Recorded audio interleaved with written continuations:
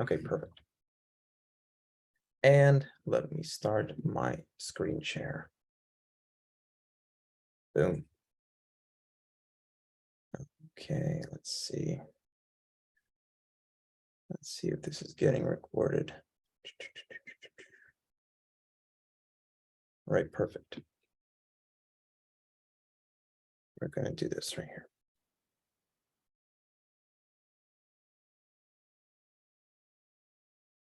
Okay, wonderful. So welcome to this webinar. Again, this webinar is going to be about rehabbing laminitic horses, what to expect during laminitis rehab. And I thought it's a very, very great topic to start off because you have so many horses dealing with this problem that sometimes we can feel a little bit lost when it comes to laminitis rehab. And you know, so many people don't really know what to do in these cases and what to expect. So that's why I thought that this topic is going to be best suited for a lot of horse owners. So let's get started. Welcome. What to expect during laminitis rehab. A little bit about me. A lot of you know me. I'm a healthcare provider in New Jersey. My name is Dennis Antonenko, and I'm a PHCP member, Progressive Healthcare Practitioners. It's a very great organization.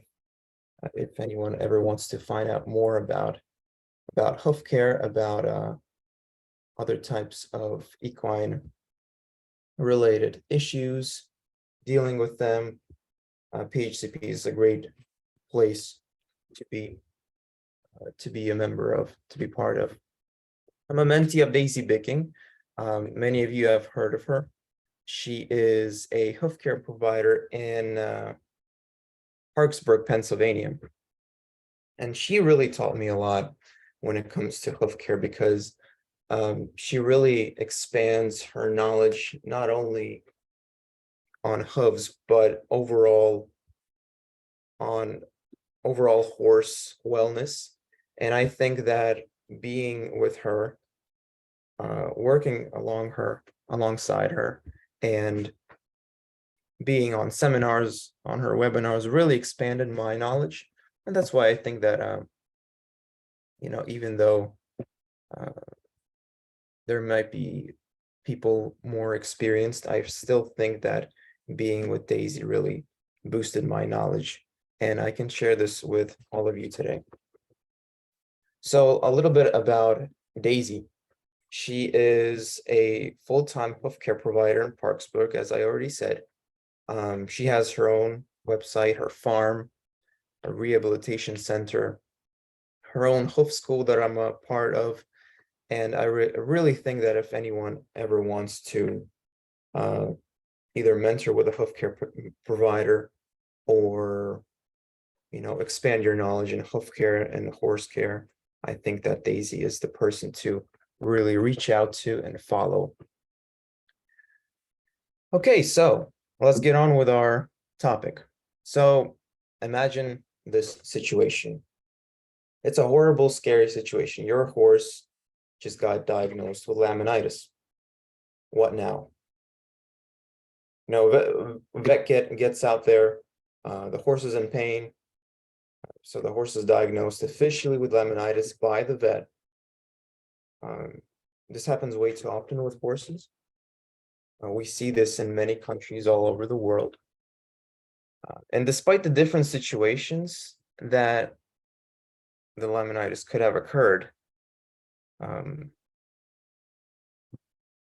owners feel pretty much the same thing, right? They feel agony, distress, all types of anxiety. You know, they're worried for their horses, and you can totally understand that because, you know, it's something that they maybe didn't deal with before, and you know, they have these questions. And I'm sure that at least one of these questions popped into each owner's head when they first heard the news. So just take a look at all the questions on this graph right here. And I'm sure that if you're a hoof care provider, and you're working on laminitis horses, you've encountered at least one of these questions. And sometimes it gets overwhelming for the owner. I wrote these old questions down because I'm constantly hearing them when working on laminitic horses. And this really gives you an idea just how lost the horse owners might be when dealing with this horrible problem that their horse has. And I know there's quite a few horse owners connected here. The best you can do is ask these questions. Constantly be seeking knowledge. If you won't ask questions like these, it won't end well for the horse. I remember hearing this phrase on a podcast, the humble hoof. I'm sure many of you have heard it before. And Pete Ramey, a farrier, was one of the guests there. And he said this interesting phrase that really, stuck with me throughout the years. He said that knowledge is power. So if you will stop seeking out knowledge, it won't end well for the animal that's under your care. And I've seen it happen before. The owner might not be interested in finding out a way to help the animal, whatever the reason might be. And it's very unfortunate.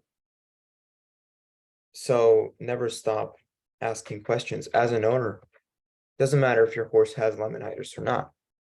We always want to ask questions.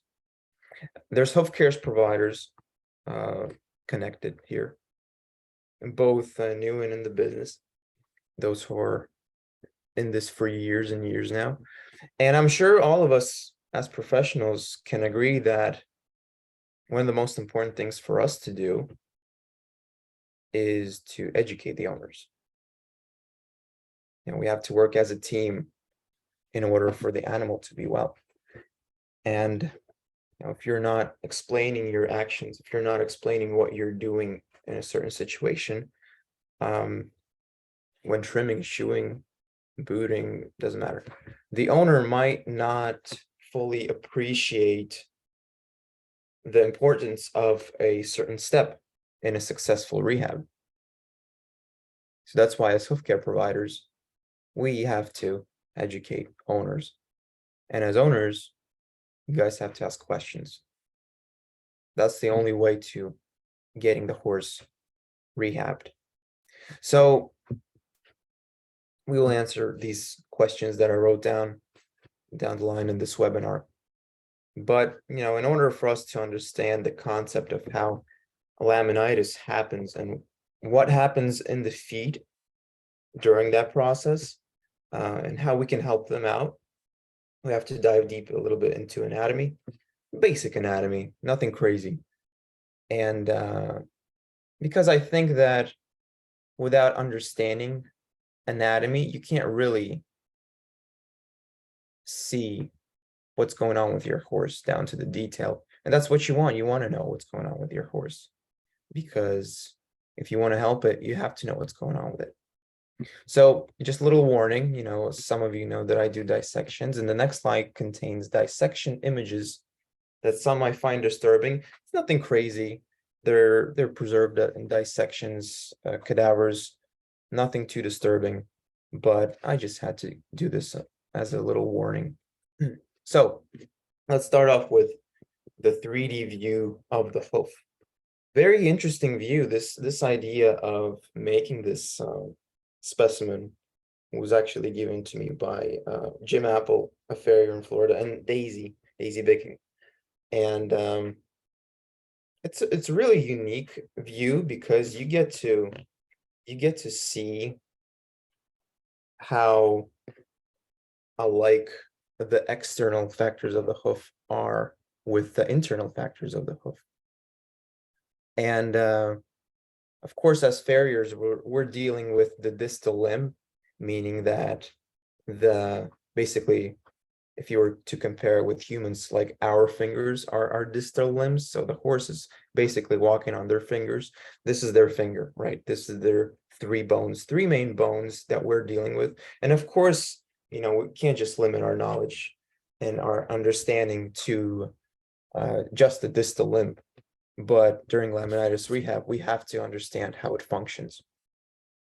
So the three main bones, first, second, and third phalange, also known as P1, P2, P3. When laminitis happens, there could be capsular rotation, meaning the capsule is misaligned and rotated, or phalangeal rotation, meaning that these three bones right here, 1, 2, 3, they're rotated or broken forward. So this view of the hoof shows us what's happening with laminitic horses. So what I did with this hoof is I kind of, to open it up like this, you have to boil it for around 7 minutes. And this is the view that opens up for us. So we open this hoof capsule up. The solar part right here is right here. It's located here. You can see the internal wall. I kind of zoomed into it. The epidermal lamina, we'll talk more about that. And so now we're left with this view here. So the hoof capsule is kind of like taking it off. Removing a hoof capsule, it's an interesting thing because per Page Pass methods, she's a very unique person when it comes to dissecting hooves. You need to boil the foot for 7 minutes in order for the hoof capsule to slip off like that. So it slips off pretty easily. But if you can read here, the hoof capsule slips off just like a shoe off a foot. Usually in healthy feet, it's very hard to separate the bond between the dermal and epidermal lamina. But in laminitic feet, that bond is easily separated. So when you boil the hoof in hot water, this hoof capsule comes off fairly tough, but in sick pathological feet, it comes off really easily, like a loose shoe, basically. So while reasoning more on that, it's only logical to think, and a professor from Australia, Professor Pollitt, he's a laminitis researcher, he explored this topic a little bit more. And because of the inflammation and internal heat in the hoof during laminitis, that lamina is detached so rapidly during an acute state. So basically during laminitis, you can think of it like this. The hoof is boiling from the inside out. And that bond between the sensitive and insensitive tissue is getting broken. It's breaking apart, basically. So, what are laminitis signs?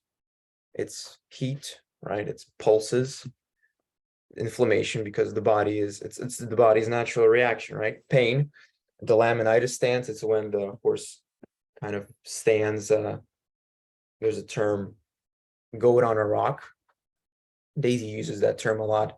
It's basically, imagine a goat standing on a rock. It's going to stand like a triangle, basically. That's how the horse will stand during laminitis, because it's trying to get the weight off of the front feet, because that's mostly where laminitis happens, in the front feet.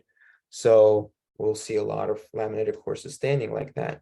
And all of this is because of this internal inflammation that's happening inside of the hoof. So, reasoning on that more, it's really fascinating how much you can understand about this horrible problem when you do anatomy dissections, because you get to understand just how much heat, inflammation, pain, how much it affects the hoof and the internal structures. That's why I'm always posting stuff on my page, my 1-minute discussions, because I want people to learn this along with me. I think it's very important. both for owners and for healthcare professionals. So we have this removed hoof capsule, and it's a little bit busted up here on the left. But if we zoom in to these kind of lines, this is the dermal lamina. So this is the sensitive lamina. Okay, this is what's under a hoof capsule. And it's mainly made up of nerves, blood, and it really helps. It's like a glue, it's like a zipper. It attaches to the hoof capsule. So if we look at the hoof capsule right now, I sliced it, I turned it around. These similar shapes as in the dermal lamina here, similar shape. It almost reminds me of whale teeth. If you ever look at whale teeth, it's so similar. But basically, the dermal lamina fits like a puzzle into the epidermal lamina. Now, the epidermal lamina is insensitive. Dermal lamina is sensitive. So this slide really shows you just how they connect. So the epidermal lamina is on the left, dermal lamina is on the right. It connects to the dermal lamina like a puzzle. Think of a zipper. I always think of a zipper. So it kind of zips up like that. So, huge question. What connects them? Okay, what connects the epidermal lamina and the dermal lamina?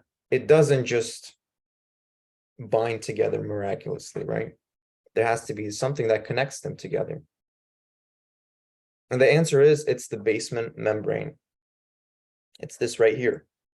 I drew it right here. It's right in between the epidermal and dermal lamina. It's called the basement membrane. Now it's like glue. It binds together dermal, epidermal lamina.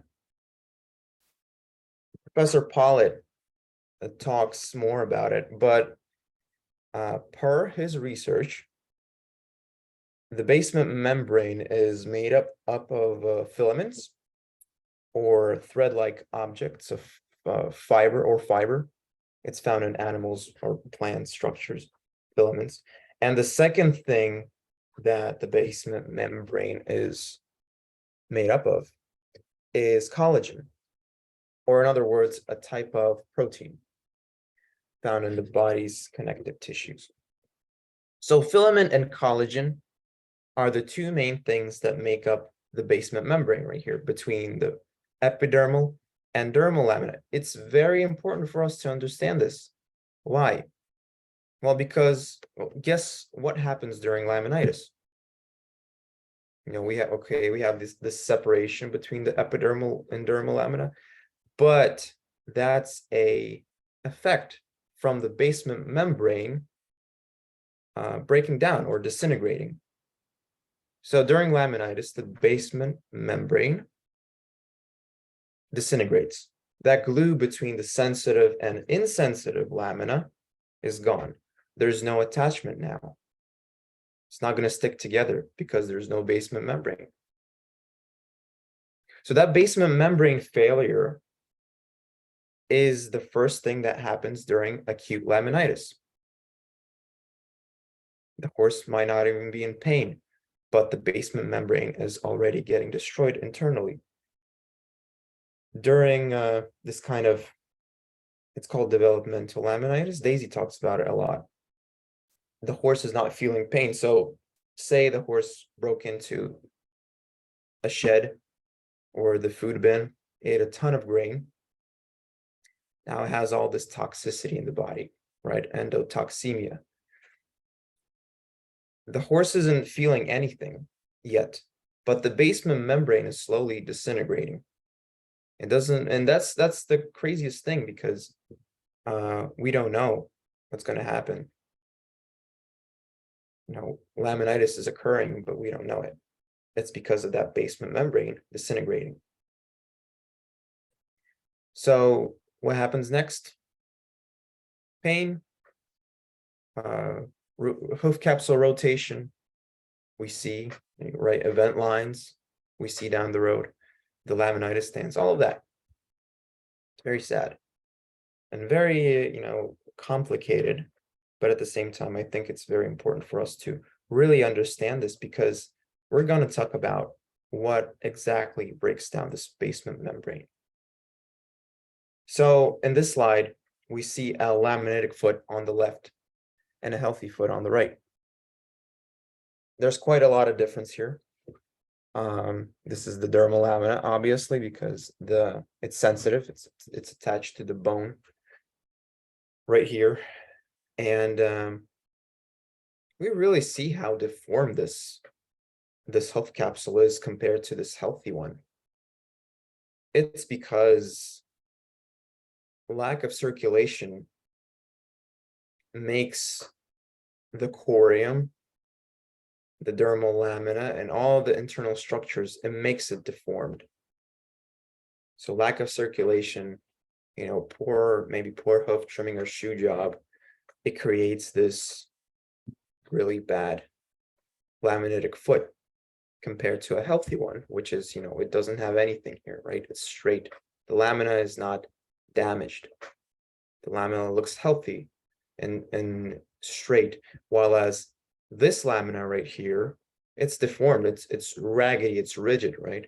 There's been a lot of inflammation in this hoof, and I can tell you that this is if I'm not mistaken, a 10-year-old thoroughbred that unfortunately got put down because of laminitis. And this is a much older horse that never had laminitis before. So it's very unfortunate. You can really appreciate just how much the horse is in pain because of it, because of this problem. And same thing here.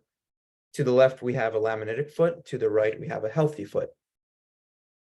Look how much disorganized and damaged this lamina is on the left.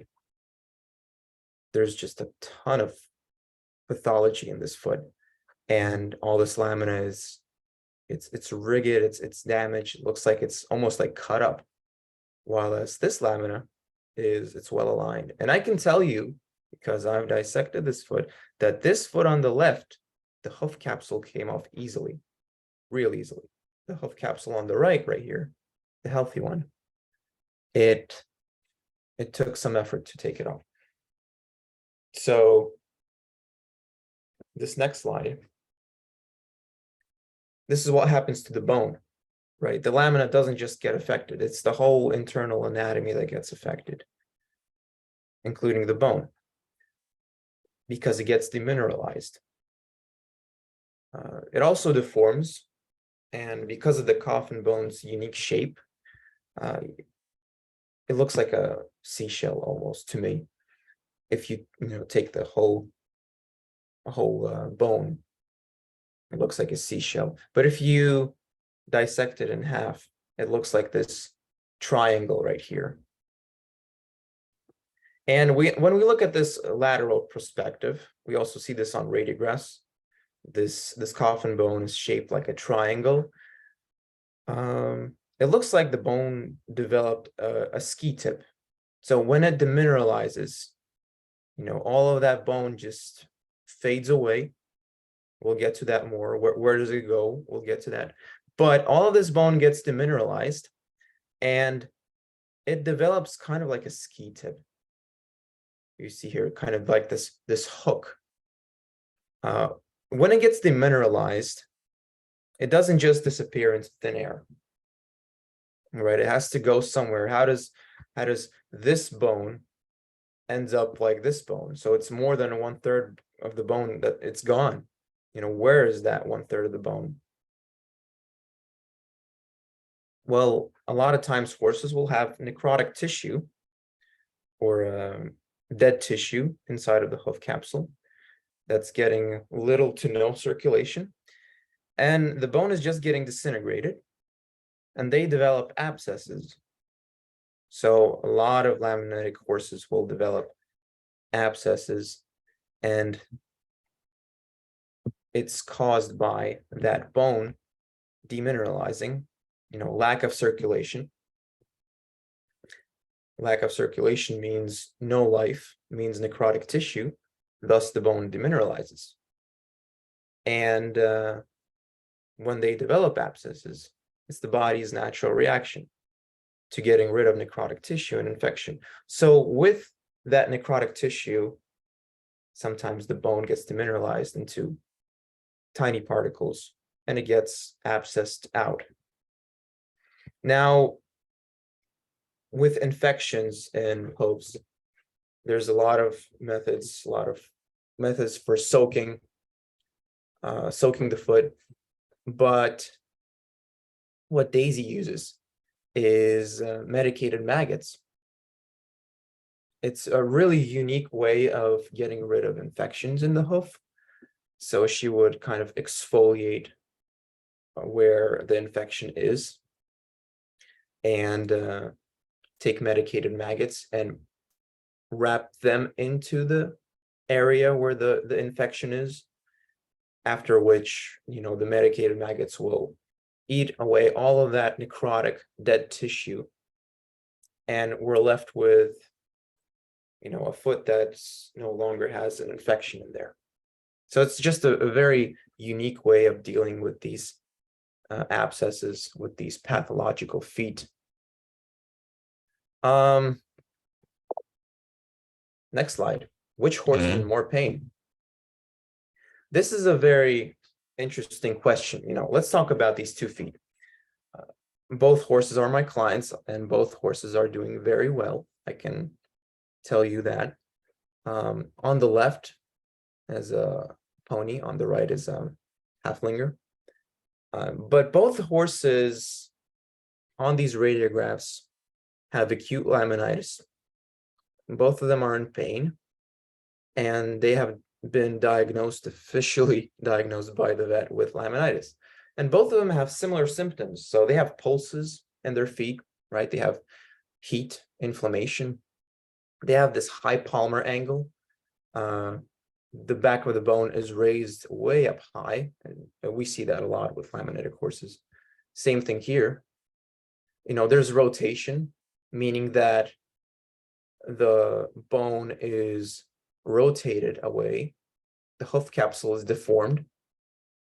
Hoof capsule is rotated away from the bone. Both of them have metabolic problems. Both of them have broken forward hoof pasternaxis. And both of them have laminitis. So similar symptoms, both laminitis cases. But let's see this. Which horse is most likely to have an easy recovery and be fully sound as soon as it's possible? We rephrase this question. Both of them are in pain, but now let's think of it in another way.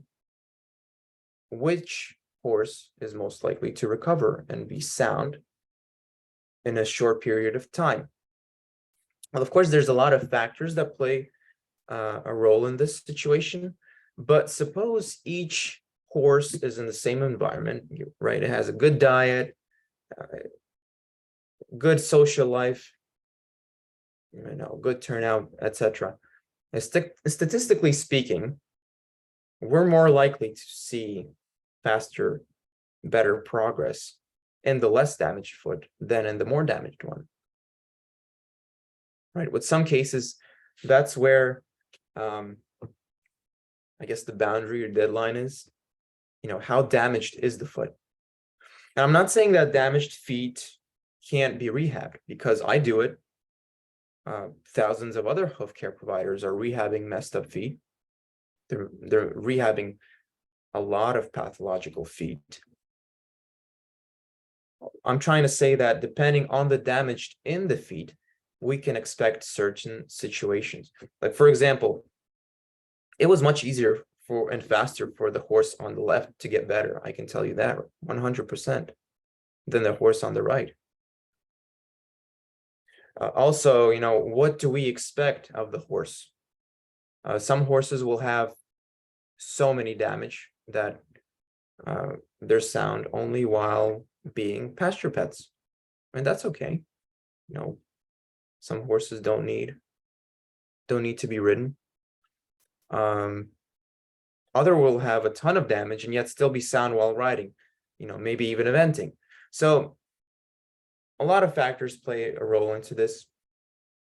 But if you have a laminitic horse, or if you're working on it as a professional, and trying to rehab it, we have to have some kind of expectations in our mind based on the damage that we see, right?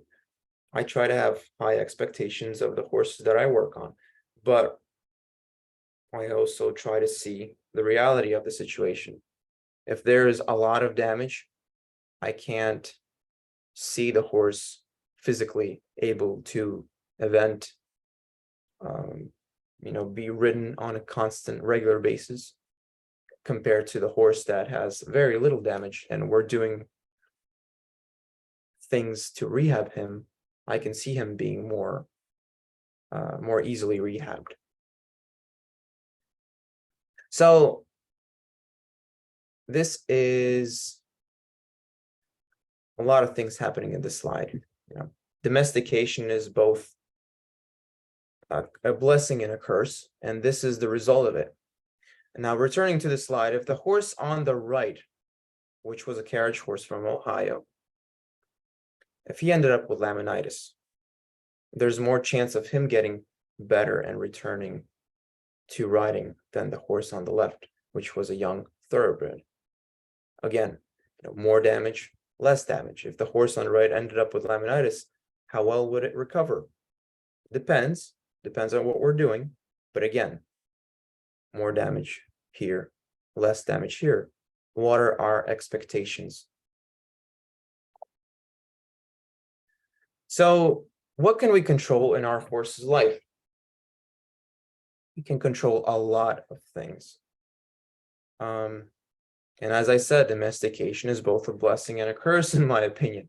A blessing because we get to be next to these, magnificent animals, but a curse because they're not out in the wild as they should be.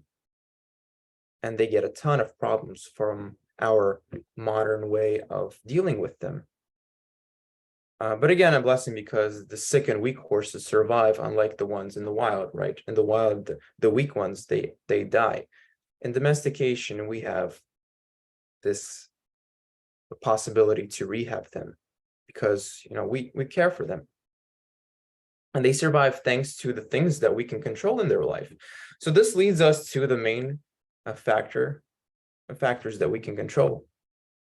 And these factors can help you manage or totally rehab your horse from laminitis.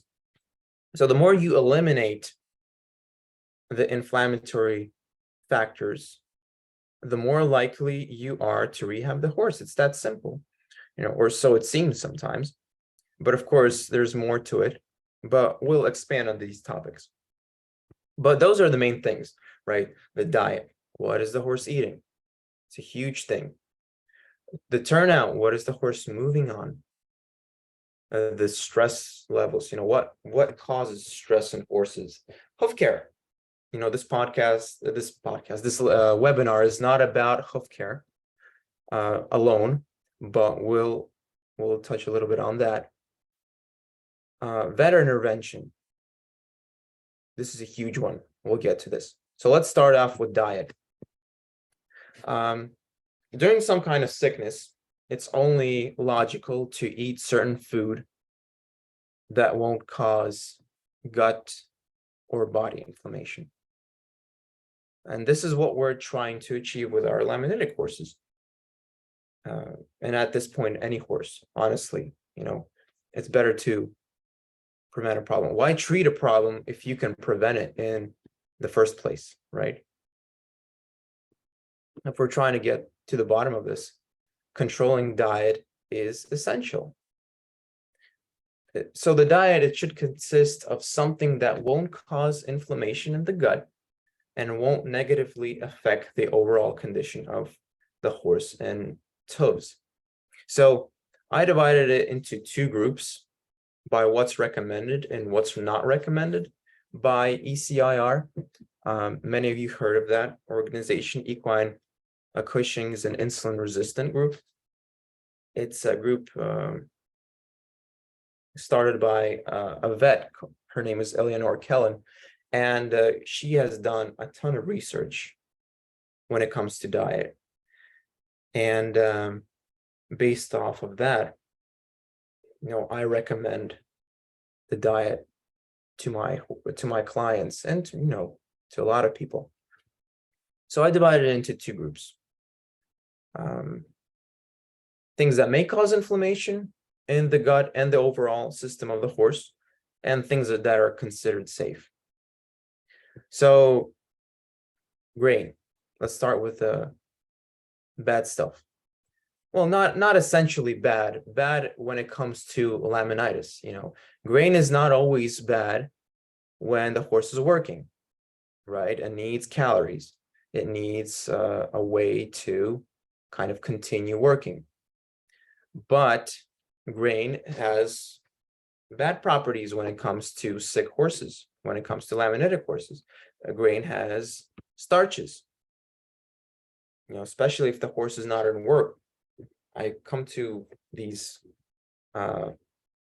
pastures and people sometimes, and I see them giving a ton of grain, and the horse is super obese, and it's going to have an episode of laminitis sooner or later, and they're still continuing to feed the grain. And a lot of it comes from our traditions.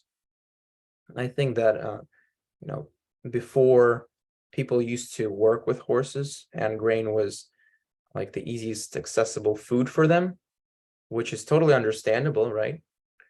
But once we kind of made cars, airplanes, we don't need a horse and a buggy anymore. And but yet we're still continuing to feed grain, and that unfortunately results in laminitis at times. Grain overload, toxemia, as we talked about. It really disintegrates the basement membrane. Next is balancers. I put parentheses here because balancers really rarely have something balanced in them. What are we trying to balance? Is it minerals? Well, each horse has its own mineral need, and these balancers would often have molasses, bad products like wheat, maybe corn, and proper amount of minerals and proper ratios, because we're not only trying to give minerals to horses, we're trying to ratio them, because based on the ratio, the minerals will depend how the horse is going to rehab from any kind of problem, especially with laminitis. Grass. Not all grass is evil. A lot of horses can eat grass, but we can't just close our eyes when it comes to laminitic horses, or similar hoof problems, like if a horse is not growing out a crack, if the horse has some kind of thrush issues, or navicular problems. Grass can be a huge factor, because a lot of grass that grows around the world is very rich. It's green, it's lush, rich, especially here where I'm at in the East Coast. Our grass is super high and rich in sugar content, and sugars are bad for horses, high amounts of it. And there's a lot of sugar in grass sometimes. And insulin resistant horses, Cushing horses, we'll talk more about them. They tend to be the most sensitive when it comes to grass. And these types of horses are usually the ones that have laminitis. Alfalfa, sometimes good, sometimes not. It's kind of like a debate among healthcare professionals and owners whether to give alfalfa or not. It's not a grass, it's a legume. Some horses that I've worked on do great on it. Some horses that I've worked on do horrible on it. So obviously, if we're trying to get rid of as much inflammatory factors as possible, we're not going to give the horse alfalfa, because we're trying to get rid of inflammatory factors. And if it's kind of like a 50-50 thing, where it might cause inflammation or it might not, it's better to be on the safe side than to give the horse alfalfa instead of ordinary hay. It's better off that way. So the next thing is treats. And I think that's overlooked a lot, because some people will say, oh, it's a little carrot, it's a little apple, but then continue to give badly laminated horse treats again and again and again. And once in a while it's okay, but too many can cause inflammation and instability in the gut. It can affect their hormones, endocrine system. Things like apples, carrots, treats with molasses. It's just not the best thing when we're dealing with laminated horses, honestly. But now let's move on to what's considered safe per ECIR group. Timothy cubes, pellets. Timothy grass can be grown on fields and can be controlled by humans. And when they collect these cubes, they test it. That's the big thing, testing the feed that we give to our horses. Timothy cubes and pellets, they have low sugar and starch content. They're great for mixing it with minerals. That's right, that they're not as sweet as balancers, right? As a lot of companies intentionally put molasses and sugar into their feed just so the horse will eat it. But Timothy cubes, Timothy pellets, they are great when it comes to laminated horses. And they come, different companies. There's Triple Crown, there is Stanley Timothy pellets. I don't know what's in Australia, UK, but it's definitely a thing to consider. Trace minerals. Every living organism requires minerals. Horses are no different. We don't want to just give them minerals. We want to balance the minerals in addition to low sugar and starch in the main feed. So even if the mineral ratio in some balancers are okay, we have to look at those other ingredients, because sometimes one mineral will cut the other mineral out. Like iron, it really overpowers copper and zinc. So that's why mixing low sugar, low starch feed, Timothy cubes and pellets, along with trace minerals, is a great combination, because we know the ratio that we're giving to our horse. We know what's going into their bucket. We can control it, right? Salt, it's a great thing. Sometimes table salt is the best way to go, because it's cheap, it's easily accessible to everyone, and it keeps the horse hydrated. The salt levels have to be under control as well. And hay, basic hay. The main diet should be hay in all horses, unless of course the horse doesn't have teeth. But the main thing that they should always eat is hay, because that's what they were meant to eat. They were meant to eat this dried up grass in various parts of deserts and various parts of the world. And hay is that kind of grass. It's dried up. It's always good to test it if you're buying it from the same dealer, soaking or not. That's a huge thing when it comes to laminitis. Should we soak the hay or should we not soak the hay? It really depends on the current situation. If you can't test the hay, but you have an acute laminated horse, you can definitely soak it, because by soaking the hay in water, you will get rid of sugars, but you won't remove the starch content. So say your horse ended up with acute laminitis and you have these rich bales of hay, and you don't know if that hay will tip the horse over the edge again, cause it more inflammation or not, I would soak it.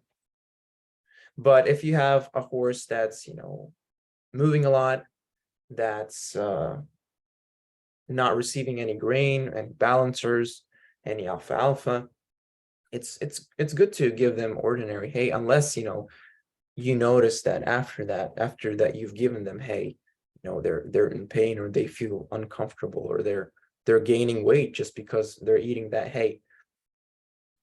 So these are the considerations that ECRR gives to horse owners. So continuing diet, we are what we eat.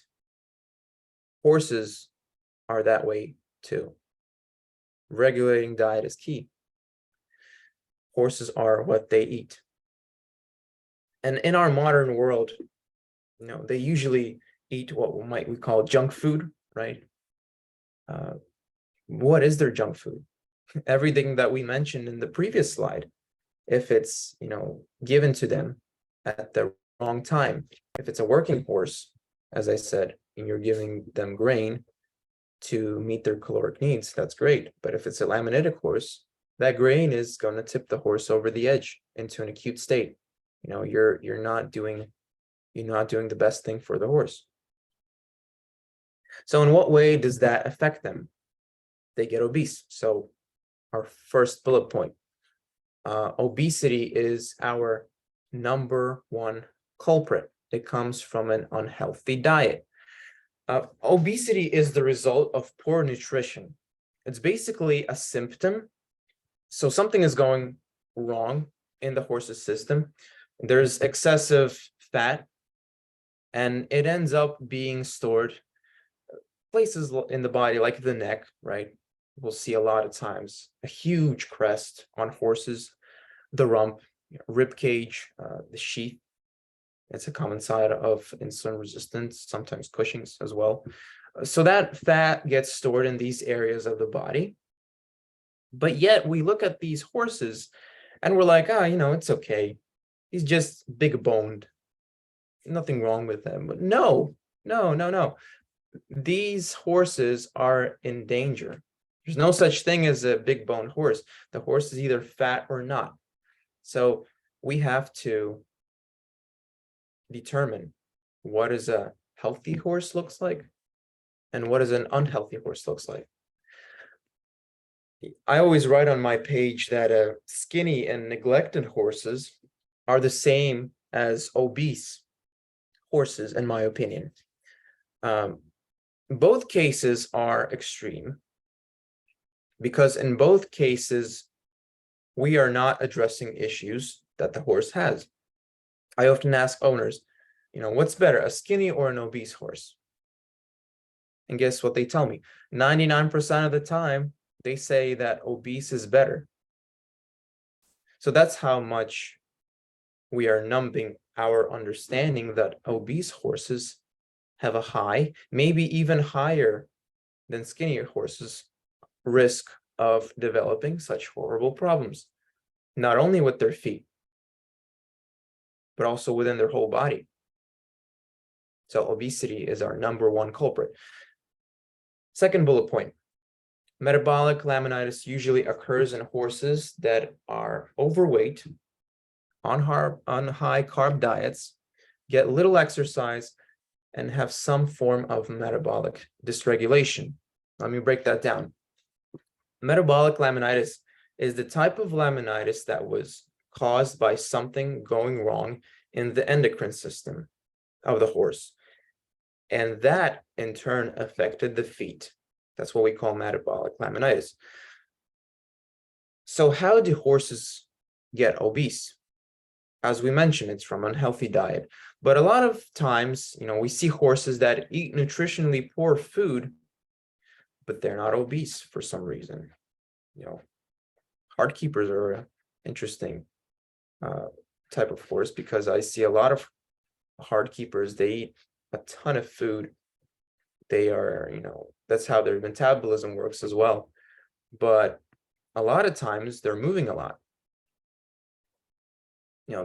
Obesity usually happens when there's multiple factors at play, as mentioned, no exercise, poor nutrition, and metabolic dysregulation. Everything added up together results in a so-called big bone obese horse. It's very unfortunate. Third bullet point, many times with metabolic laminitis, controlling diet is the most important thing. Now, you'll see with some of these horses that as soon as you correct the diet, you'll see massive improvements. And that's amazing. But does that mean that we shouldn't implement other changes in their life? Does that mean that we have to ignore other factors that come into play? Of course not. The more inflammatory factors we eliminate, the better results we'll see. We have to stick to that. So if you have an obese horse and you change the diet and the horse is miraculously getting sound, don't stop there. Laminitis is caused by multiple things, always, most of the time. So you don't know what else can trigger acute inflammation. So you're better off preventing the problem than dealing with it all over again. Our next thing that we can control is turnout. So movement is life. The turnout should motivate the horse to move. With laminitic horses, the turnout should be free of anything inducing inflammation. So we all know that movement is life, right? Our bodies were made to move and stay active. Any mammal was made to move. And again, same thing with horses. How can we expect progress if we are not stimulating the whole organism, if the horse and the feet are not moving? So again, going back to the example that domestication is a blessing and a curse. Another curse is that we modify the environment so we can keep our horses in a turnout that's to our advantage, that we don't think that it can cause problems for the horse. And it's unfortunate because it results in very poor health in our horses that they're going to deal with in the long run. The turnout should motivate the horse to move. There's tons of ways to do that. We'll discuss them now. With laminitis horses, the turnout should be free of anything inducing inflammation. So what can we do in order to help the horse to develop and stimulate the tissues and living structures of its body? Point one, first bullet point, consider building a track system. One of the most amazing things out there to help a horse move. It was actually coined by Jamie Jackson. He kind of developed this idea of a paddock paradise. When you build a fenced-in area, and inside of that fenced-in paddock, you build another paddock, a smaller one, and the horses move around on the periphery of it. And you put the hay and water in different locations so that the horse always moves. Now, when it comes to acute laminitis, like intense pain, heat, pulses, the vet might recommend stall rest. And I totally agree with that because, the lamina is falling apart, the basement membrane is disintegrated, there's no stability in the hoof. We have to make sure that the horse is resting while those waves of inflammation, they die out. Now, what I'm talking about is with horses that have chronic or subacute laminitis, or even healthy horses. We'll talk more about that. But consider, listening to the vet if they recommend limiting the movement during an acute state of laminitis. Other horses, on the other hand, would benefit when it comes to movement. But the horses that have laminitis for a while, or the ones that have signs but don't have pain, they can benefit from constant movement. That's what track systems do. They encourage the horse to move. Second bullet point, dry lot or dry lots are essential with acute and chronic laminitis horses. It's so important if we're dealing with metabolic or any type of laminitis. dry lots are amazing for obese horses as well, or even those types that show signs but don't have inflammation. What is an example of a subacute laminitis? Well, the horse has, for example, maybe white line disease, as they call it, extremely thin soles all the time, sometimes an abscess, here and there. All this may be the first signs of laminitis, and that's why dry lots are good. They prevent any risk factors from pushing your horse over the edge into an acute state. And for obese horses, they help drop weight because there's no grass, right? It's a dry lot, which means you have absolute control of what the horse eats. You put the horse in a dry lot, you control everything that the horse eats. Third bullet point. Terrain depends on the condition of the foot. Consider a variation of terrain: pea gravel, sand, dirt, rocks. I've seen, I think this one is also important because, if we're trying to let the horse be barefoot, we have to stimulate the bottom of the foot. Now, the horse may be in shoes, composite shoes, metal, barefoot, and boots. And through that material, it might not feel the different terrain under its feet as much as it would barefoot. But still, with different terrain, there's different obstacles, which means in any case, your horse is, it'll be using different muscle groups in its body and exercising. We need the agility, right? And I've seen pea gravel work amazingly. The reason I like it is because the rocks are tiny. They're not big enough to cause bruises, stone bruises, if the horse has thin soles and is barefoot. And it helps to develop the hoof. It's like a little massage for the hooves, for the sole.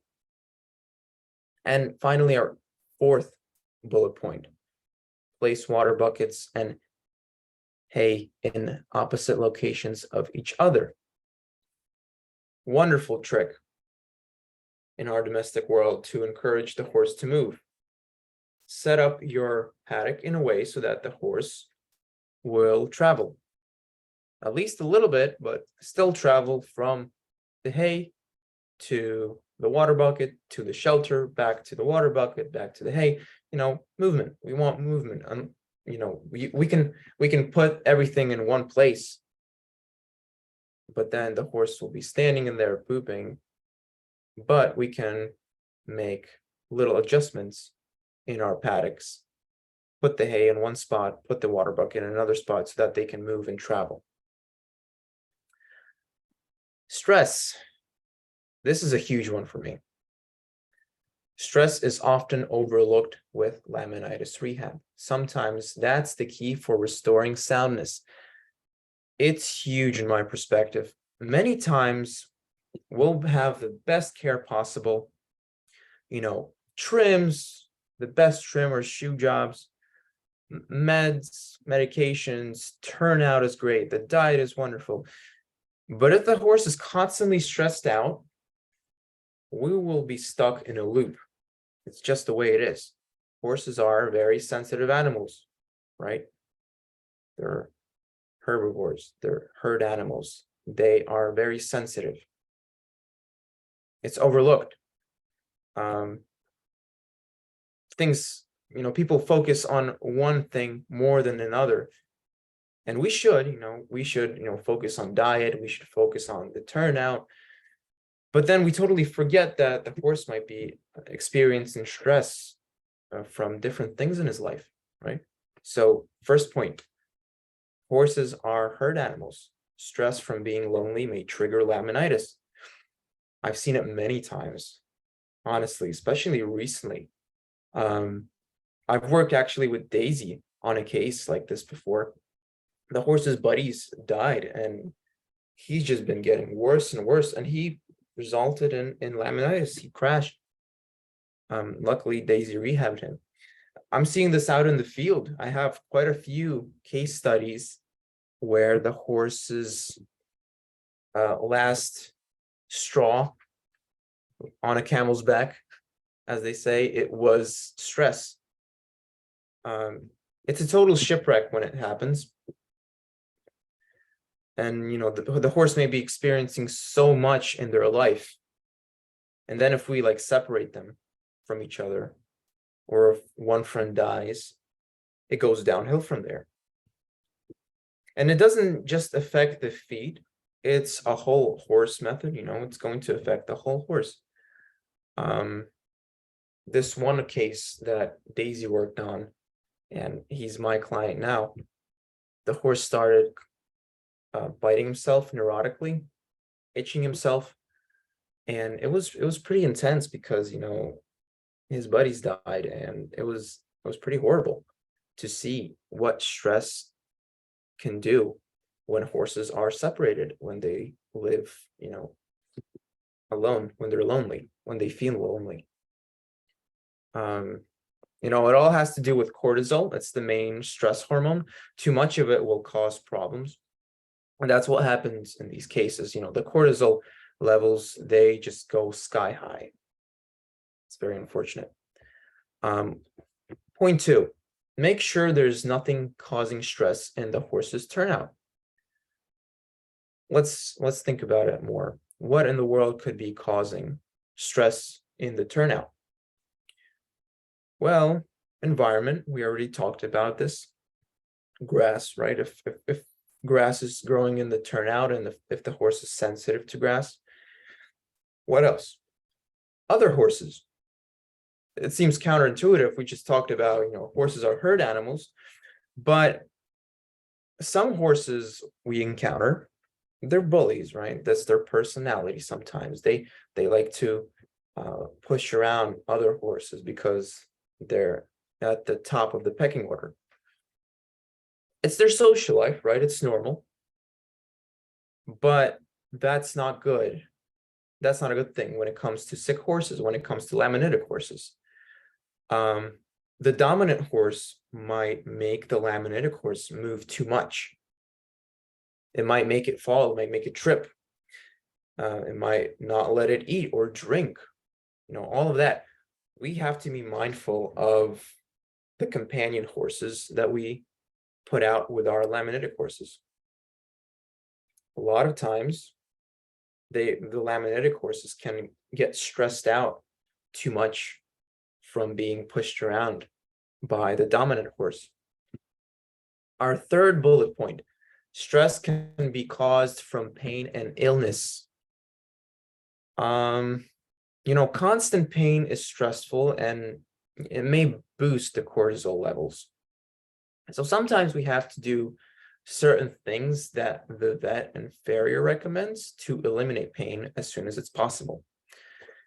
Now, if the horse has acute laminitis and we're not following the vet's recommendations to ice the legs to remove that inflammation, all of that pain is causing stress. It's boosting the cortisol levels. Also, what kind of hoof care are we doing to eliminate the pain?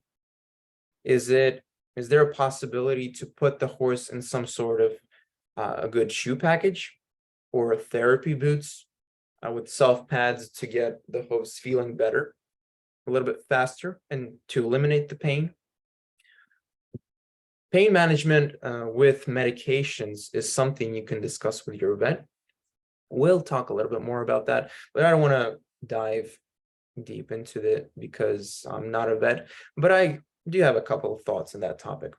So, fourth bullet point, riding, transportation, trailer rides, training can all be stress-inducing factors. And laminitic horses are sensitive. So something as simple as a trailer ride, 5-minute trailer ride, or riding them can cause laminitis, can cause an acute inflammation. So, if we have instability in the system, that last straw will break the camel's back. That trailer ride or riding lesson will be that last thing that'll tip the horse over the edge, unfortunately. I'm seeing this with many horses I work on, and just random horse owners contacting me saying, oh, okay, the horse developed laminitis after a trailer ride. Why would they do that? Well, they have no idea why that happens. While trailer riding, it's very, very important to take note what kind of floor the horse is going to be standing on, right? Because during a trailer ride, the vibration, it goes vertically up and down. And if we have a horse with a poorly connected lamina, if that basement membrane is already disintegrating, that up and down movement may cause the lamina to just rip apart, to kind of just separate. That's it.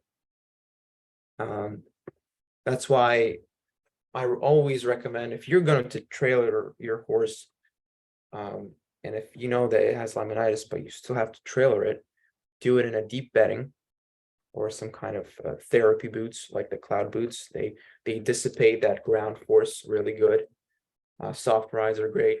Soft rides, I think they were actually meant to be made for trailer rides, if I'm not mistaken. Very important how you transport the horse. And, of course, training is a huge thing. If your horse is not trained to trailer ride, that's a big thing, because if you have to take it to the hospital someday, that's going to be a pretty big pain, and it may result in something bad. Also, riding, it can cause stress, which can cause laminitis. It's like a chain, it's too much on the hooves that the horse, 1,000-pound animal sometimes is weighting these unbalanced feet. But another thing is the rider, the weight of the rider. We're adding even more weight, and then we're asking them to collect, to go forward. That's just too much on them. Again, stress. Everything can be a stress-inducing factor, and it can result in laminitis. So just be mindful of this if you're rehabbing a laminitic horse, or if you own one. Hoof care. Without proper and regular hoof care, we can't expect any progress. A farrier trimmer should know how to work on laminitic horses. Now, this webinar, as I said, is not about trimming. It's about expectations during rehab, but we can't forget about trimming and proper hoof care, shoeing, proper hoof care altogether. Without proper and regular hoof care, we can't expect any progress. It's as simple as that. We all have the same goal. We're trying to rehab the horse. But we can't do that if the owner is not willing to make a shorter trimming schedule. Knowing your hoof care provider, asking them questions will tell you if it's a good match to rehab your horse. As I said, we all have the same goal, helping horses. We can all help laminitic horses with the proper knowledge. But sometimes we need more help from even more experienced farriers and other people that may know a bit more than us. That's why, as hoof care providers, we need to reach out to other colleagues and ask their opinion about a certain case study that you're working on. I learned that I shouldn't be overly confident and pull all the weight by myself. And I think that a lot of hoof care professionals can agree with me that it's not just your job to rehab the horse, right? We might know what's best, but it's a team effort. And sometimes talking to your mentors or talking to more experienced people will help you care for the horse better. Accept help from others. So first bullet point, a trim schedule should be short, not allowing the hoof to overgrow. A lot of times laminitic horses will be put on a trim schedule of 5, 6, 7 weeks, 8 weeks and beyond, it's terrible. That's a huge mistake. The hoof capsule is overgrowing during that time. Some horses will grow super fast. And when the hoof capsule is overgrowing, it's causing too much leverage on that lamina. It's kind of like that ripping effect. I always compare it to if you pull your nail up, that's how it really feels. So it's that ripping effect. Lamina is ripping apart. So when horses have long toes from long trimming cycles, it results in more pain from the separation effect. Too much leverage. We have to kind of trim the external tissue, external factors of the hoof, align with the internal factors. And we can't do that on a regular basis if we're called out every 5, 6, 7 weeks to laminitic case. It's just not possible. We're not going to have the best result. And if you're expecting a good result, we need a short trimming schedule. My to-go, and I'm sure other hoof care practitioners, they say it over and over again, is that if I have to use my nippers on a laminitic case, the hoof overgrew, especially laminitic horses. Same thing goes with ordinary maintenance trims. If we're using a lot of our nippers, well, I'm sorry, the hoof overgrew. It's just the trimming schedule is too much, especially on an unstable hoof capsule. So sometimes I'll do like every 2-3 weeks. Other cases that are less severe, I can safely go 3 to 4. And once we have an established a more connection in the lamina, you can see that by the top inch growth of the hoof, then we can stretch it to like 4 or 5 weeks. So second bullet point, barefoot, metal shoes, composites, boots, everything should be thoroughly discussed with your hoof care provider and veterinarian. Work as a team. It's very important. If everyone is pulling in their own direction, there will be no progress. So if you decided to shoe the horse in composite metal, ask the vet their opinion. Ask the farrier, wait it all out. If you want the horse to go barefoot, same thing. Ask the vet, ask the farrier, wait it out, see how the horse is feeling. You want everyone to be on the same page. Next is vet intervention. Super important. Veterinary intervention is very important. We can do everything possible to help the horse, but nothing may work out without a vet. They are the key point if we're expecting progress in laminitis. Sometimes we think that we can go without them. The horse will get better with just trims or diet, so we might think. But we don't know if there's any need for medications or not unless the vet did blood work. We don't know if the farrier is doing a 100% job if there's no radiographs. So point one, managing metabolic problems can include giving appropriate medications prescribed by the vet, PPID, Cushing's, insulin resistant, thyroid issues, etc. Also, blood work and radiographs. Super important. For example, PPID, which is Cushing's disease, pars pituitary intermediate dysfunction, it's not treatable. And it can be managed only with medications, Pergolide or Percent. You can't get these medications over the counter, at least in US. You might mess up the dosage without a vet. A vet might recommend something else or do a blood test. Blood tests are a huge thing, actually. If we want to really know if the horse is insulin resistant or Cushing's, we need to do blood work. We need to do specific tests. All of that is impossible without a knowledgeable vet on our team of professionals. And we'll talk more about radiographs. Point two. Sometimes NSAIDs can relieve pain, but cause more damage elsewhere in the body. A vet will likely recommend NSAIDs during acute laminitis. So NSAIDs is non-steroidal anti-inflammatory drugs. They're drugs that don't have steroids in them. In the horse world, it's something like Bute or Equiox, Previcox. So In an acute state of laminitis, the vet might recommend bute. There's nothing wrong with that. It's to get rid of pain, right? It's a pain medication. But be mindful of the damage it can do elsewhere in the body. There's a ton of research done that bute and other NSAIDs, they mask pain. They can affect the gut. So talking it out to our vet, taking into consideration, does your horse really need pain meds at this given time? Are they that important? Talk it out with your vet. Dr. Kellen, as I talked earlier about her, the ECIR founder, she talks a lot about NSAIDs and how they don't really work with endocrinopathic laminitis, meaning metabolic laminitis caused by insulin resistant or Cushing's. So other things play a huge role, and NSAIDs don't really do as much as in other forms of laminitis.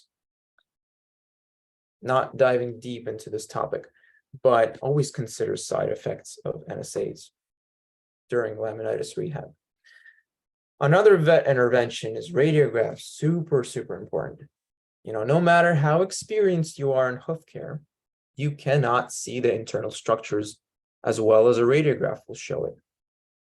As hoof care professionals, we can be in the business for years and years, but we can still mess up by not seeing the true picture on the inside of the hoof. Nothing will substitute a good radiograph in laminitis rehab. It's simple. And owners have to understand that as well. Sometimes radiographs are overlooked. That's a huge problem. And I understand that they're expensive. I understand that, in some poor countries, they're super expensive and it's just not possible to get them. But here, we're better off making a couple images and knowing what's going to happen in the horse in the long run than sitting on a time bomb and not knowing what's going on internally with the horse, with its feet, and not knowing which direction we're going in. We don't have a crystal ball. We don't have anything to really show us what's going on internally. Radiographs are a great thing for that. So point one, first bullet point, they will help the farrier see where the trim could be improved. As said, we don't have X-ray vision. That's 100% accurate. We do have soul mapping. Daisy talks a lot about it, and it's the closest thing to an X-ray vision. But again, we might mess up. Soul mapping tells us where the internal structures are, and it might help us, but still, we do not know if it's 100% accurate. Even the world's best farriers rely on radiographs to improve their trim and shoe jobs. So should inexperienced people. Sometimes there will be deformities we might have missed. If the horse is constantly abscessing, can it be something that's causing those abscesses internally, something that we don't really see on the outside? Second bullet point, they will tell us if there's any progress and how damaged is the foot internally. We might see external progress, right? The hoof capsule might be growing out really good, but there may be something on the inside that we might not notice. And if we don't really consider managing it in time, it might go down south. And we'll talk about these factors, that rehab is never linear, right? There's always ups and downs, but radiographs play a huge role when it comes to laminitis rehab. So rehab is never linear. This is what I always try to tell clients. It is never linear. We have a horse with laminitis, we have to expect ups and downs all the time during that rehab process. we might see improvements for a long time, and then we'll have this bad day that the horse is having, something's going on internally, and then everything resolves. Some horses are they don't have ups and downs, they just rehab well, they stay that way, which is great. But again, what are we expecting? We always have to expect the downside, because if we don't expect it, we'll be a little bit disappointed. Let's go over this. What might it look like on a horse? So we'll start from the very bottom, right? So imagine that this kind of wave represents how the horse feels. So this, at the very bottom, the horse is feeling bad. It got diagnosed with laminitis, vet got out. Okay, we did radiographs, horse is sore. Okay, it's maybe it's iced, maybe not, whatever the vet recommended, maybe it gave the pain meds. Okay, so we're climbing up little by little, step by step, week by week. Okay, we have improvement thanks to the diet changes that were implemented. The vet helped a lot. The farrier is trimming every 3-4 weeks. Okay, so we have great improvements. We're at the top. Horse is stable, growing out, separated hoof. We see that it's still a little bit uncomfortable at the trot, maybe on some rocks, but overall the horse is stable, right? It doesn't have any acute inflammation. What happens next? Sudden lameness. Looks like an abscess. And if you own horses, you know what an abscess looks like. It looks like the horse broke its leg. It's very scary to the horse owner because there's internal pressure from that abscess. It wants to burst, and the horse is just super sore. And we're down at the very bottom again. Horse is very sore once again. Three-legged lame. Okay, so it's a wave. Now it goes up again. Abscess burst. Horse is more comfortable. We know that relief when a farrier comes and digs out that abscess sometimes, or it bursts by itself. The horse is immediately relieved. Okay, so the horse feels better. We're right at the top again. It starts bucking out in pasture. It starts moving more. But then, it ran on some kind of rock. Maybe it ran too much. Maybe it overstimulated its hoof. What do we have next? Soreness next day. Oh man. Okay. So then we have pulses and heat in the hoofs. So you see what I mean? Rehab is not like, okay, we diagnosed laminitis, horse is better, boom, it's stable. No, it comes in waves. It comes and goes. So we have to expect this. We shouldn't be disappointed if something like this happens to our horse, because ups and downs are part of the rehab process. All right. There's no good days without bad days, as the phrase goes. So think of it as a puzzle. Think of laminitis rehab as connecting puzzle. If one puzzle piece is missing, the picture is not full, which means we can even say that the picture has a weak point where that puzzle piece is missing. And where it's missing, the puzzle piece, the picture might fall apart. So, ask yourself questions like this. Have you done everything in your capability to help the horse, right? Analyze it. What did I miss? Why is my horse acting like it? Did I miss things that I can control? Think about what we have talked about: diet, turnout, the stress levels, the medication, the hoof care. What did we miss? Sometimes when we miss one puzzle piece in rehab, it might seem like there was no progress at all.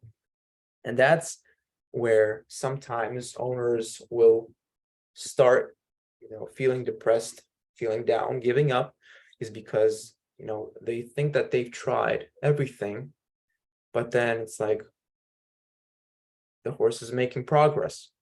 It's standing in place, even though we've implemented so many changes. It might seem like that, but again, analyze. Again, ask hoof care professionals, ask vets, what might be the cause of lameness still? What might be the cause of us going in a loop. Ask yourself, do you have a horse, not making progress? What is that missing puzzle piece? What are we missing?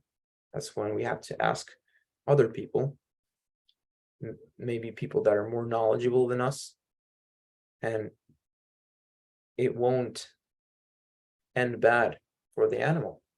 We will see progress if every single piece of that puzzle is connected, is aligned in its place. And it can be very frustrating rehabbing horses, rehabbing laminitis. It's such a horrible disease. The hardest thing to deal with as an owner, and I know that from my personal experience, is the roller coaster of emotions. We're living beings, right? We have emotions. Our favorite animals are suffering, and it might seem like we're going in a loop. Don't let that bring you down. That's why a team of professionals is so important. As hoof care providers, our job is to comfort the owner. I understand how the horse owner is feeling, because I've had horses with laminitis myself that I cared for. We have to be compassionate and understanding towards the owners, because they are going through a lot. It's part of our job. And sometimes the owner will feel like giving up. When the owner feels like that, a professional that's knowledgeable enough to know that more could be done in a certain situation, that professional might convince the owner to continue the fight.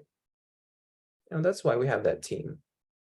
So despite that roller coaster of emotions, don't let that bring you down, because there is always going to be a positive outcome if we do the steps that we mentioned.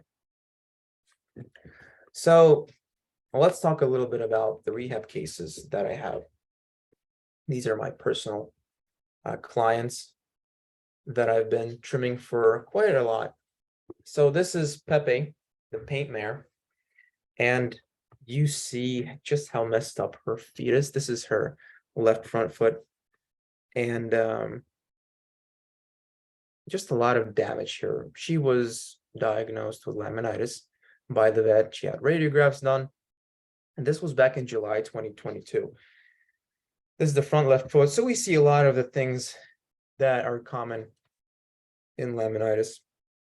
Event rings, dish at the dorsal wall. We see the coronet band is arched, right? It's not parallel. It's not on a straight line. It's arched, which means that there's there's biomechanical problems going on there. And the backwards shoe is a very interesting technique in some cases. It helps to make an aggressive breakover at the toe,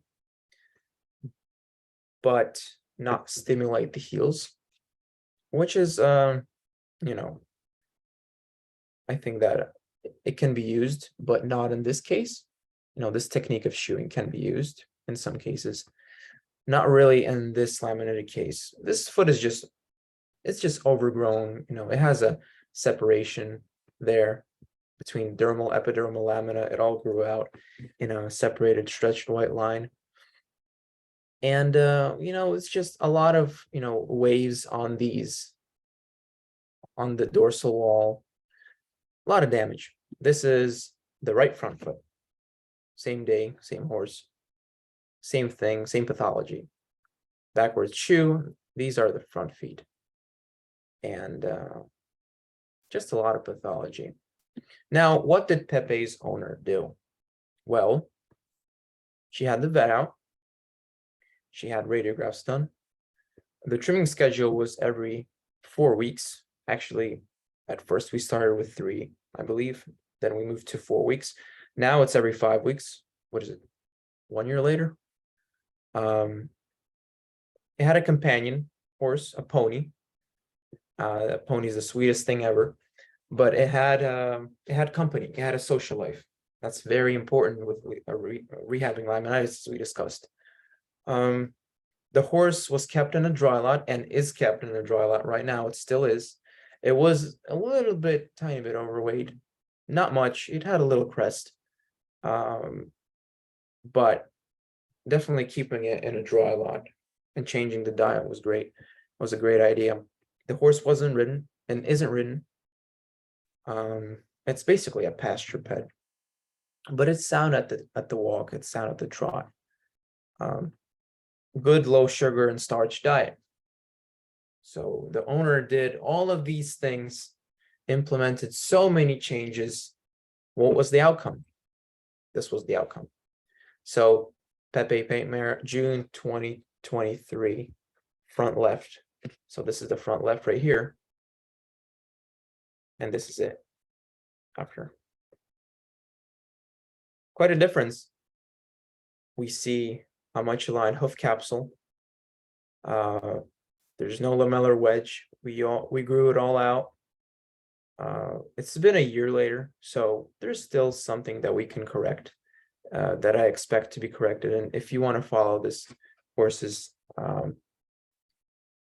hoof journey, you can go to my page, 1 minute discussions on Facebook. But overall, I'm very satisfied with how much of a changes I see.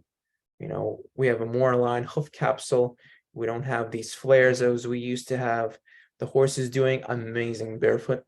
It's, as I said, it's sound at the walk, sound at the trot. It's just, a lot of things that were corrected. It really made a difference in how the horse is feeling. I mean, the horse is still feeling great. Sometimes I believe the horse is getting ridden by some kind of child. It's not much, but still, it's great to see this kind of progress. This is the right front foot. Again, we see a lot of changes. We don't see a dish to the dorsal wall as we had. So let's go back to that right front foot. There it is. Ton of changes. I'm really happy with how she's doing, how Pepe's doing. And again, we grew out this lamellar wedge. We have a more connected hoof capsule, more aligned, stable. It really affected the body of the horse, how the horse really stands. And just a ton of changes. It was in June 2023, so recently. And again, to follow this horse's progress, I'll be posting it on my page. So our next case study is an interesting, very interesting horse. It's lovely. Her name is Lovely. It's a Pasifino mare. I believe she's in her 20s. And this, believe it or not, is the hind left. Many of you seen it on my Facebook page. This is just crazy what's happening with this horse. This horse has laminitis in the hinds, which is usually a sign of toxicity, high toxicity in the body. Could be from, as we've mentioned, from stress, in addition to bad diet, in addition to, perhaps poor social life, which was improved. Less sugar diet. So we see a lot of changes. Again, you can imagine how this horse was standing. It's just, it's still insane to me how bad her feet were. Super high palmar angle, broken forward hoof pastern axis like crazy, almost like a clubfoot-ish horse. This is the type of horse that we might mix up with a clubfoot. It is an upright foot, and it will be, because hinds are usually a bit lower than the fronts in heel height, but still we managed to do I managed to do quite a lot of work with her. And just I started trimming, and then I realized that I didn't take a sole picture. Just so much going on here. Thrush in the frog, a lot of exfoliated packed in material. Actually, I had to really trim the feet down a lot the first trim. And again, misaligned bones, flares, super crazy dish at the dorsal wall, everything that's, pathological. This is the hind right. So both of her hinds were affected that way. And again, same pathology. Dish, super high heel, palmar angle is super high. We can imagine the bone is, it's way up there. Broken forward hoof pastern axis at the front dorsal shot that I took. A lot of flares. Just imagine how this horse stood. Imagine how, how painful it was for her hips, for her back. A lot of that pressure. Very unfortunate. And the owners, they're amazing that they implemented so many changes. What did they do? Well, better intervention. Trimming schedule is every 4 weeks. It still is. It's booted turnout. They had cloud boots on the hinds, and that horse really needed cloud boots on the hinds only, because the fronts were not that bad. So she was in boots for probably a month or so, maybe less, because she was a little bit uncomfortable. But afterwards, she's been sound ever since. Sound at the walk and trot, not really sound for riding yet. She has a companion horse. The horse is kept in a dry lot. They moved her. She's not getting ridden, and they adjusted the diet so it will be low sugar, low starch. So what did it result to? Let's see here. So a ton of changes. This is June. So this is recently. This is February 2023. So it's this year in February. So we have a couple of months progress, but I really think that she's such an amazing case study that I just had to show, because based on what the owners did, based on what we did with the trim, there's so much progress here. We see the new growth growing in, more aligned, the hoof pastern axis is fairly straight. There's still some, the cornet band is still displaced a little bit, but I'm sure it'll take time. And again, her case study, her progress will be on my page. The heels are way lower. The frog, it doesn't have thrush anymore. The bars, they're not overgrown. We have a well organized hoof capsule. There's no flares. A lot of people say that rasping the wall like that isn't really a good idea. I find that it really doesn't hurt taking off the top layer of the hoof, because what we're doing is we're addressing flares and we're trying to make the hoof capsule more compact. Daisy talks about it a lot. We're trying to make the hoof capsule compact, aligned with the internal structures. So all that weight added by the flare adds more leverage to the lamina.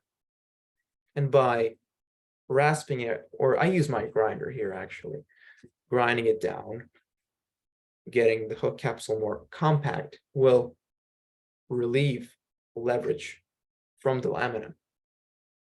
And, of course, the breakover was adjusted, and the overall body condition of this horse improved. This is the hind right. So let's see here. This is the hind right, February. This is the hind right, June. Again, ton of progress. We have a more aligned growth here. We have great bars. She developed a good sole thickness, which was very nice. The hoof pastern axis is more aligned.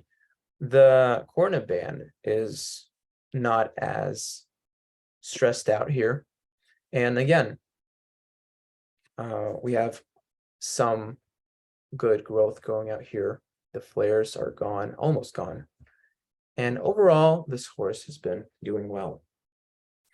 So in conclusion, a couple points that I really wanted to bring out to kind of wrap things up. First is to never give up if you feel the horse is willing to fight for its life. If you see changes can be made, do them. Lots of things can be controlled in domestication. If the horse is willing to fight, if you have a good team, do the changes, implement them, continue to fight for their life, because a lot of times, people will give up on these horses. It's very unfortunate because more could have been done. What I like about Daisy and her approach, and to healthcare providers that do it similarly, is they don't really give up on these animals because Daisy has the capability to take these animals into her rehab center and do every single change possible, and it works out. These horses that were going just downhill, they're sound again. And I really like this mindset because it just proves that when we make these changes, there's a high probability that the horse will get better. Always be mindful of the things you can and can't control. Lots of things we can control. There's lots of things that we can't. Sometimes it's best to let go.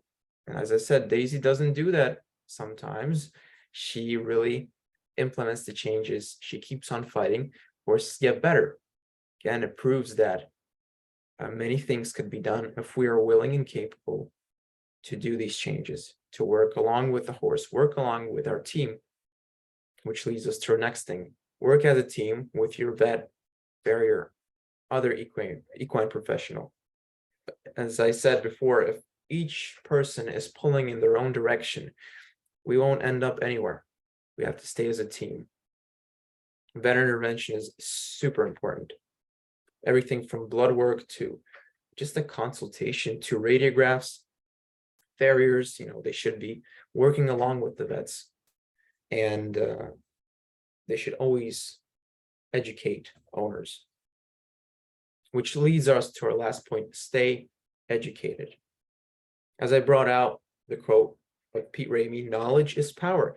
And indeed it is, because the more knowledge you have how to solve a problem, the more powerful you are to solve it. So when we implement the changes, when we stay educated, the more we know, the more likely we are to expect a better outcome. So stay educated, everyone. And thanks for attending. Thank you so much for everything. And it's been wonderful to see everyone here. And I'll be stopping the recording here.